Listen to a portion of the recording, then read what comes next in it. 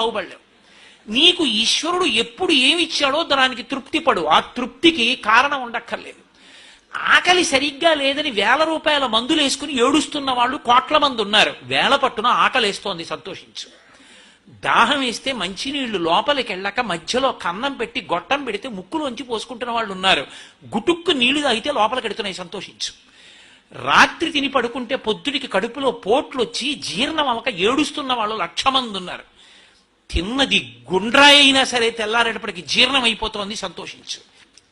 పడుకుంటే నిద్ర పట్టక చారుడు మాత్రలు వేసుకు పడుకుంటున్న వాళ్ళు ఉన్నారు. తలగడా మీద చెయ్యెట్టుకుని ఇలా పడుకుంటే నిద్ర పడుతోంది.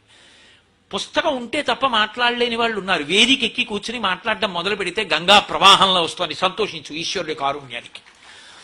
కొంతమంది కూర్చోలేని వాళ్ళు ఉన్నారు, కూర్చుంటున్నావు. నడవలేని వాళ్ళు ఉన్నారు, నడుస్తున్నావు. చూడలేని వాళ్ళు ఉన్నారు, చూస్తున్నావు. వినలేని వాళ్ళు ఉన్నారు, వింటున్నావు. ఈశ్వరుడు నీకు ఇచ్చిన దానికి ప్రతి క్షణం తృప్తితో ఓలలాడిపోవాలి. ఎన్ని మాటలు కృతజ్ఞత చెప్తావు.